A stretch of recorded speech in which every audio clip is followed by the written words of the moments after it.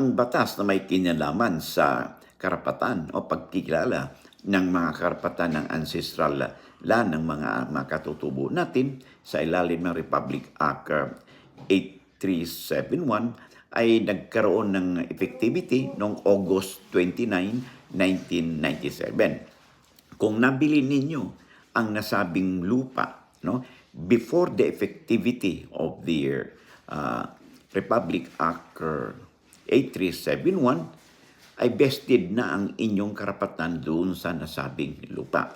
Kasi during that time, ay hindi, bago nagkaroon ng effectivity nito, ay hindi pa naman kinikilala ng batas ang karapatan ng mga IPs na ating batas. So yan po ang inyong alamin.